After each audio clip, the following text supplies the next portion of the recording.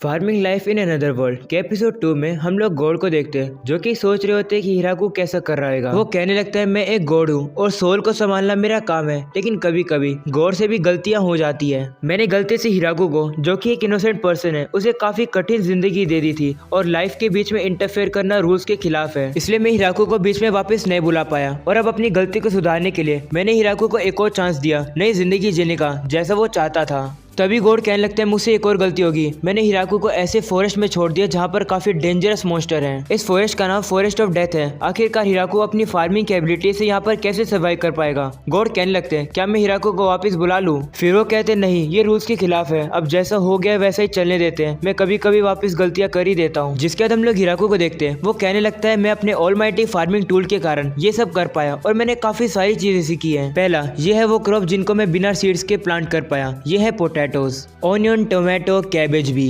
हिराकू कहते हैं ये वही प्लांट है जिनके बारे में मैं खोदते समय सोच रहा था। हिराकू कहने लगता है मुझे सिर्फ इमेजिन करना है मुझे कौन सा प्लांट उगाना है और मेरा ऑलमाइटी फार्मिंग टूल उसी प्लांट को वहाँ पर उगा देगा बिना किसी सीड के। हिराकू ने यह थ्योरी सोयाबीन के प्लांट को उगाकर करी थी क्योंकि वो प्लांट पहचानना थोड़ा इजी है। और ऐसा ही हुआ, वहाँ पर सोयाबीन का प्लांट आ गया, जिसके कारण से हिराकू वहाँ पर बैठकर उसके बड़े होने का वेट करने लगा। हिराकू कहता है कि जिन प्लांट को मैं अपने ऑलमाइटी फार्मिंग टूल से उगाता हूँ वो काफी जल्दी उग जाते हैं और कभी कभी तो ये इतना जल्दी ग्रो करते हैं कि ये काफ़ी जल्दी खराब हो जाते हैं। एग्जाम्पल के तौर पर ये पोटैटो, इनके ऊपर जब सनलाइट पड़ती है तो ये ग्रीन पड़ जाते हैं और खराब हो जाते हैं। हिराकू कहता है इसको प्रिवेंट करने के लिए मैं सोच रहा हूँ कि इनके ऊपर थोड़ी और सोई लगा दूँ जिससे कि ये बाहर ना निकल पाए। हिराकू कहते हैं मुझे फार्मिंग का एक्सपीरियंस तो नहीं है, लेकिन मैं अपनी गलतियों से ही सीखूंगा।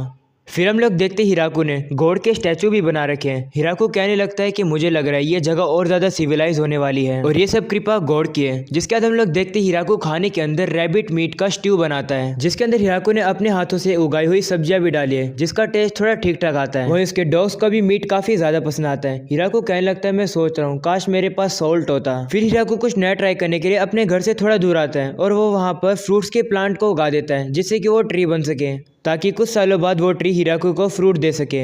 फिर हम लोग देखते हिराकू अपने डॉग्स के साथ खेल रहा होता है और काफी एंजॉय कर रहा होता है। वो कहने लगता है अगर मेरे पास ये डॉग नहीं होते तो मैं तो काफी अकेला पड़ जाता। तभी वो उस डॉग के सर पर एक हॉर्न को नोटिस करता है। हिराकू कहने लगता है ये इस दूसरे वर्ल्ड के अंदर डॉग्स के सर पर हॉर्न होते हैं। तभी वो देखता है कि बाकी डॉग्स भी हिराकू के साथ खेलने के लिए वेट कर रहे हैं। अब हिराकू बताता है डॉग्स एक और चीज के काम आते हैं, वो है फॉरेस्ट में घूमना। बिना गुम हुए उन्हें रास्ता याद रहता है। उन्हीं के कारण मैं फॉरेस्ट को काफी ज्यादा एक्सप्लोर कर पाया हूँ, जिसके कारण से मेरे को एक रिवर मिल गया और काफी ज्यादा पानी का सोर्स भी।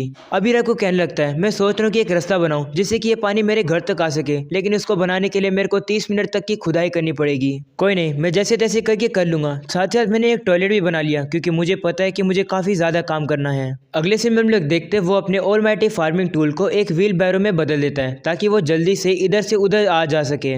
तभी व्हील बैरो का पैर एक गड्ढे में आता है, जिसके कारण से वो हवा में उड़कर हिराकू दूर जाकर गिरता है। और अब वो कहने लगता है पहले मुझे रास्ता क्लियर करना पड़ेगा यहाँ का। और अब घर आकर हिराकू और ज्यादा एरिया को क्लीन कर देता है जहाँ पर वो अपने फील्ड को और ज्यादा एक्सपेंड कर सके। वो कहता है सबसे पहले मैं ऑयल सीड के क्रॉप को लगाता हूँ जिससे कि मुझे ऑयल मिल जाएगा, जिसके बाद मैं व्हीट को लगा दूंगा और फिर मुझे आटा मिल जाएगा। फिर हम लोग देखते हिराकू के सोयाबीन्स भी काफी जल्दी से उग जाते हैं। हिराकू कहता है अगर नमक होता तो और ज्यादा टेस्टी लगते हैं। अब हम लोग देखते और टाइम बीत जाता है, जिसके कारण से ठंड आ चुकी है। हिराकू को ठंड लगनी शुरू हो जाती है। वो कहता है मैं इन कपड़ों में नहीं रह सकता हूँ क्योंकि ठंड आ गई है। वो कहता है माउंटेन स्नो से ढक चुके हैं, शायद से विंटर आ चुका है। मुझे नहीं पता ठंड कितनी बढ़ने वाली है। ठंड से बचने के लिए मुझे तैयारी करनी पड़ेगी। हिराकू ने जायंट रैबिट की स्किन से अपने आप को ढकने की कोशिश करी, लेकिन उसमें से काफी स्मेल आ रही थी, इसलिए हिराकू उसे पहन नहीं पाया। इसलिए उसके पास अब एक ही ऑप्शन बचा था, वो अपने घर के अंदर आग लगा कर रहे। इसलिए वो थोड़ा खाने को कलेक्ट करने लगता है और लकड़ियों को भी। तभी हिराकू का डॉग हिराकू को अपने साथ आने के लिए कहता है। हिराकू वहाँ पर जाता है तो देखता है कि यहाँ तो एक काफी बड़ा स्पाइडर है जो कि उसकी तरफ हाई कर रहा है। और अब वो स्पाइडर कुछ बुनना शुरू करता है। वो हिराकू के लिए एक हैंकीचिप बनाता है जो कि हिराकू को काफी ज्यादा पसंद आता है। और अब हमें पता लगता है कि वो स्पाइडर जायंट ट्री पर रहना शुरू कर चुका है। उसका फेवरेट खाना पोटैटोज है और वो कपड़े काफी अच्छे बनाता है। हिराकू ने उसे एनिमल की स्किन दे दी थी, जिससे कि उसने उसके लिए काफी अच्छी जैकेट बना दी। और अब बहुत ज्यादा कपड़े मिलने के बाद हिराकू ने अपने लिए बेड के लिए बेडशीट और साथ साथ कर्टेन भी बना लिए, जिससे कि उसका घर और ज्यादा सिविलाइज लगने लगा है। साथ साथ हिराकू ने उस स्पाइडर का नाम ज़ाबूटोन रखा है। और अब हम लोग देखते हैं विंटर शुरू हो जाते हैं। हिराकू की प्रिपरेशन की वजह से हिराकू ठीक ठाक कर रहा है अपने कमरे के अंदर। ज़ाबूटोन शायद से हाइबरनेशन पर चला गया है क्योंकि वो काफी समय से नीचे नहीं आया है।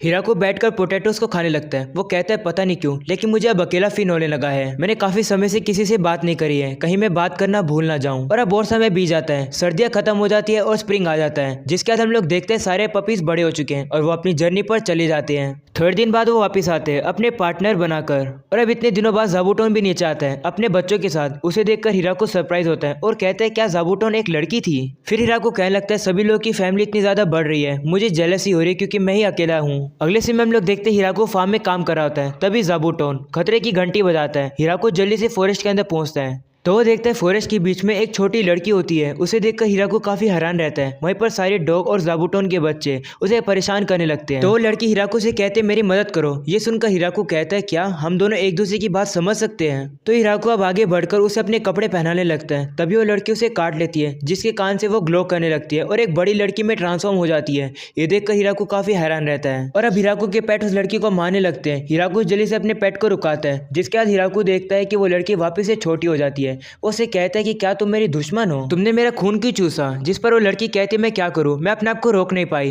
ये सुनकर हिराको कहता है ये लड़की हार्मलेस तो नहीं लगती। और अब उसकी कहानी सुनने के बाद हिराको को पता लगता है कि उसने हिराको का खून इसलिए चूसा ताकि वो अपनी स्ट्रेंथ को वापस पा पाए। उसने अपनी ताकत का यूज किया, जिसके कारण से वो छोटी हो गई। कुछ लोगों ने उसके ऊपर हमला किया, उनसे लड़ने के लिए उस लड़की ने अपनी सारी स्ट्रेंथ लगा दी। हिराको को उसकी कहानी थोड़ी दुखी लगी, इसलिए वो उसको वापस से अपना खून ऑफर करता है ताकि वो रिकवर हो पाए। वो उसका खून चूसने लगती है। हिराको कहते हैं मुझे फर्क नहीं पड़ रहा कि मेरा खून खत्म हो रहा है, लगता है ये मेरी हेल्दी बॉडी के कारण है जो कि मुझे गॉड ने दी है। और अब वो वापस से बड़ी हो जाती है। वो हिराको के खून की तारीफ करती है, जिसके बाद हिराको उसको अपने फार्म के अंदर ले आता है। वो लड़की काफी ज्यादा खुश हो जाती है और कहती है मैंने ऐसा कभी नहीं देखा है। हिराको को पता लगता है कि उस लड़की ने कभी भी टमाटर टेस्ट नहीं करे हैं, इसलिए वो अपनी फार्मिंग टूल का यूज करके एक टमाटर को निकाल कर उसे दे देता है, जो कि उसे काफी ज्यादा टेस्टी लगते हैं। वो हिराको की तारीफ करने लगती है और इस वर्ल्ड में आने के पहली बार हिराको अपनी तारीफ सुनकर काफी ज्यादा खुश हो जाता है। जिसके बाद हिराको उसे काफी ज्यादा वेजिटेबल्स दिखाता है और वो लड़की काफी ज्यादा खुश लगती है। और अब रात में वो लोग घर आ जाते हैं। वो लड़की कुछ मैजिक से नोट कर रही होती है, जो कि आज उसने सीखा है। हिराको से देखकर कहता है क्या ये मैजिक यूज कर रही है। और अब हमें पता लगता है उस लड़की का नाम लू होता है और वो एक वैम्पायर है।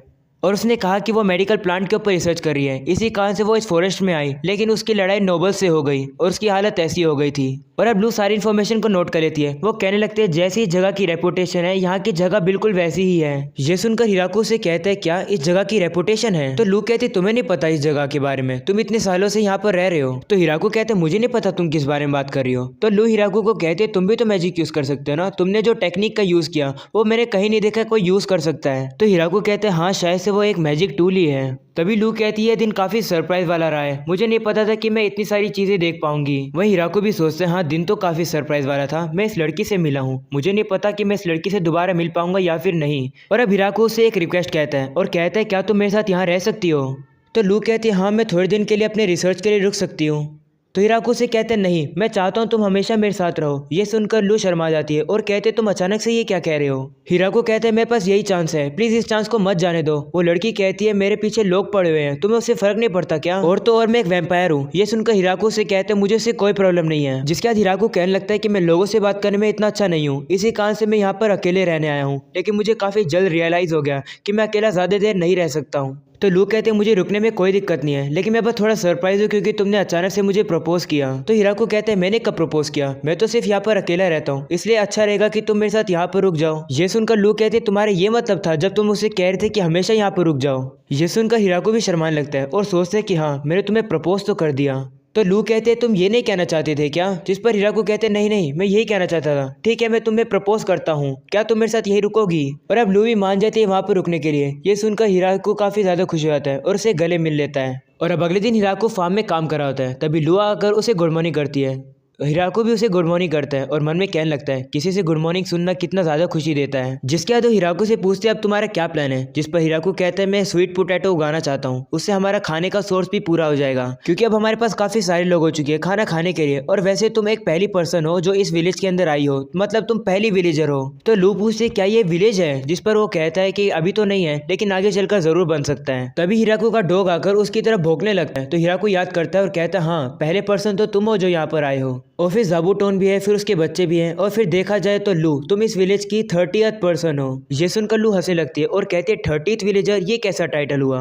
जिसके बाद हिराकू से कहते हैं कि क्या हम लोग फील्ड के अंदर मेडिकल हब भी लगा सकते हैं। तो हिराकू कहते हैं हाँ हम लोग ट्राई करके देख सकते हैं। तो लू कहते हैं चलो फिर सीड्स को कलेक्ट करते हैं। तो हिराकू से कहते हैं नहीं सीड्स की कोई जरूरत नहीं है। ये सुनकर लू काफी हैरान रहती है और कहती है क्यों। और अब एपिसोड के एंडिंग में हम लोग उसी रेस्टोरेंट को देखते हैं जहाँ पर एक कस्टमर बैठकर कह रही होती है कि मुझे फॉरेस्ट ऑफ डेथ में जाना है। उसे सुनकर ओनर कहता है आजकल पता नहीं क्यों इतने सारे कस्टमर वहीं जाना चाहते हैं, तुम्हें गिव अप कर देना चाहिए, वहां जाना काफी डिफिकल्ट है और हाँ अगर तुम्हारे पास पंख होते तो बात अलग होती। ये सुनकर वो कस्टमर कहते समझ गई, इन्फॉर्मेशन देने के लिए काफ़ी ज़्यादा शुक्रिया। और यहीं पर हो जाता है ये वाला एपिसोड खत्म। अगर आप लोग को पसंद है तो लाइक करके जाना, चैनल को जरूर से सब्सक्राइब करना। मिलते हैं इसके नेक्स्ट एपिसोड में, तब तक के लिए पीस आउट।